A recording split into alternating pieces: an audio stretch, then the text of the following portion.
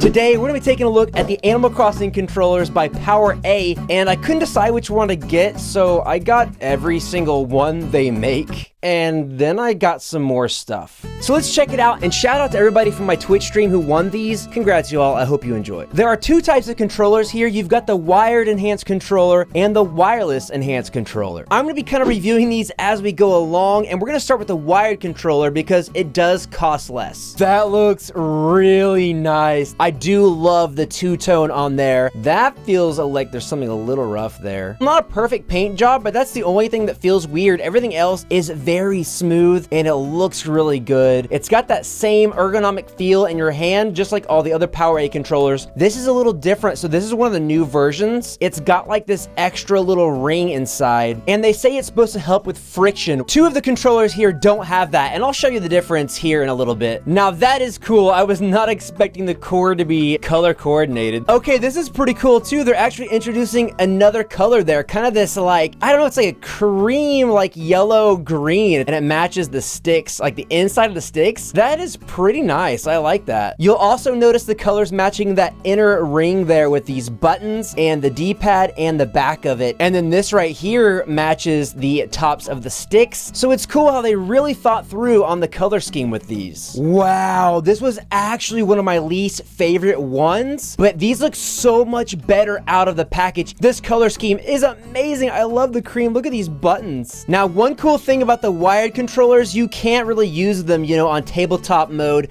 but they actually have a headphone jack, which is really, really cool. You don't get that on the wireless ones. And if you haven't noticed already, look at the design on Tom Nook. Looks really cool, but there is a defect here in the design. No, I didn't do that pulling it out of the box. It was like that. I could already see it through that little plastic window on there. But look, you always have a return policy with places, and I'm sure they have a warranty through PowerA as well. I just love the brown on these. The brown against the blue looks so cool, and it's such a good shade of blue, and I love that there's blue on these buttons. And I'll explain these buttons on the back here in just a second. If you compare these buttons to the Nintendo Switch Pro controller, they're actually way more springy. They're actually way more clicky. The D-pad's actually pretty good too. We'll talk about the sticks here in a second as well, because across all of these controllers, the sticks are going to be identical except for that ring. But I also want to mention these buttons right here. They're nice because on the Nintendo controller, they're way more flush, right? But on here, they actually bump up. So if you're not looking at the screen, you can kind of feel better a little bit, kind of where you are. And I think that's always a nice thing. On this one, the back color doesn't really match anything else on the controller, but it does match the cord. I'm just loving that. And now let's take a look at Isabelle. The brown sticks are back, but look at Isabelle's face. And we get a yellow cord this time. In fact, the whole thing is yellow instead of the two-tone like before, except for you got that cream there, which still goes together really well with the brown. And they're throwing orange on here, which is not usually my favorite color, but it matches her hair. And I think it really goes together with this whole color scheme. A good thing about the wired controllers is you don't have to charge them. You don't have to worry about batteries. You don't have to worry about having a dead controller. It's just you plug it in and you go. So these buttons on the back, they're shortcuts. You press this button to program. Now when you're in programming mode, just press the button you want to create a shortcut for, and then press the button that you want it to shortcut to. So now when I press this, it's going to be like pressing A. I really don't know if that's a feature that I would need. Maybe there's a game I could use it in. Let me know how you might use that feature, but it's nice that they added something in there. I really like the ergonomics of this controller, but again, that Nintendo Switch Pro controller is going to have this beat as far as the feel on it goes. The back is pretty nice plastic. The front, it feels kind of this weird smooth kind of texture. Some people might like it, some people might not. It kind of has this like chalky kind of weird feel to it. Next, we're gonna be taking a look at the wireless controllers, which are my favorite. But first, let's take a look at these cases. I don't know if this is called a hard shell case, but it's definitely a lot tougher than the regular standard cases that I'm used to. The print looks really good, and this, it's actually rubber. I didn't know if it was gonna be foam or what. It's little accents like that to me that make a design really stand out. Dude, so they even have a little thing there where you can fit your light. Okay, so that's a little awkward, but it actually works once you get it in there. This thing right here keeps it nice and secure, and you can fit games there. Looks like you can fit 8 games in there. Nice. Now this one is a combination of two of the controllers that we just looked at. And this design right here is clearly a little more involved than the last one was. It almost has that like Chanel vibe, right? Like, I don't know. First of all, we still have this little logo in there. I don't like that as much, and we got these little triangles going on. Yup, looks like it fits perfectly in there. You still have quite a bit of room left. You can put a lot of stuff there if you wanted to.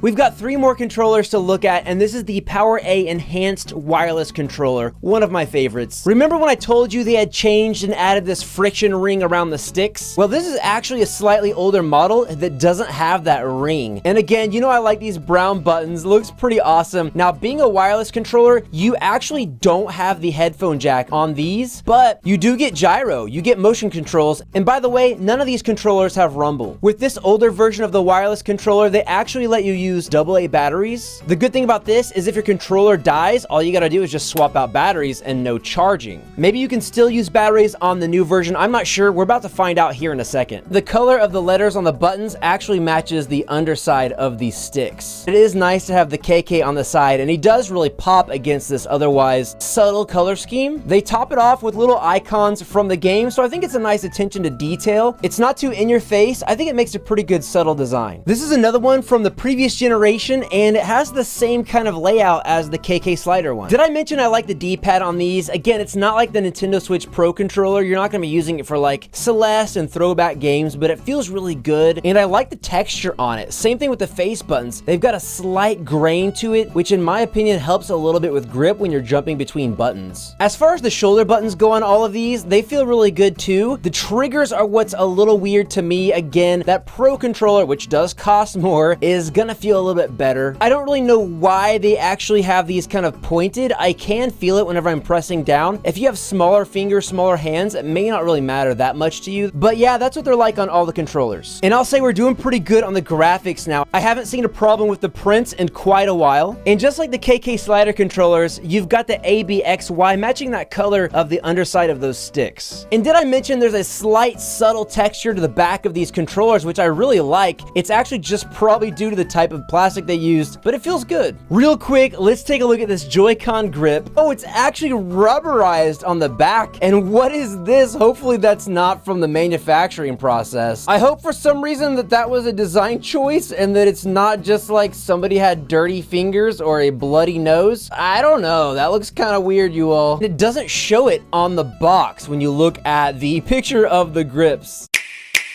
The design on the front looks really cool. It's got that off-white, but I'm just so stoked about these rubber grips, you all. It makes it just feel so good. It makes you feel so secure. If you don't want to spend a lot of money, but you want that controller type feel, this is going to help you out a lot. Just maybe don't look at the back of it. Now, this controller is the ultimate combination of all the controllers we've seen here. This controller is wireless, and it has that little friction ring, if that actually does anything. I will say, though, the sticks on all of these, they feel really good, and it could be my imagination, but I do feel like the ones that have the ring feel just slightly better. Now, that just could be because they just feel a little bit better knocking against the side. I'm not really sure. One thing you'll notice about the sticks on all of these, though, is that there are completely no ridges on them. That means out of like all the controllers I have reviewed for Nintendo Switch so far, these have the least amount of grip. They still dip in at the top, though, which is nice. So, I mean, it's not the end of the world. They're not awful, you all. I'm just saying it doesn't give you any type of competitive advantage. You may not even notice after using it for a while. This is actually the second controller out of the group to not have the Animal Crossing logo up top, but it does have the Nook symbol there in the corner. Being the newer wireless model, it actually includes a rechargeable battery built in. PowerA says this gives you 30 hours of playtime. Honestly, I prefer that kind of setup, but it is kind of a bummer not being able to change out batteries on the fly if your controller does die on you during like an important boss fight or something like that. As far as functionality goes, this is my favorite controller out of the group, but design-wise, it's actually my least favorite. For wireless controllers, I much prefer the KK slider, but overall, I think my favorite's gotta be the Isabelle and the Tom Nook controllers. What about you? Let me know in the comments down below which one's your favorite, and would you pick one of these up? Does it seem like it's worth the price to you? I think it is. I think these are great controllers, especially considering the designs that you get. If you'd like Nintendo Switch unboxing videos, please consider hitting that subscribe button and then tap one of those boxes on your screen right there, and I'll see you in another video. Thanks, everyone.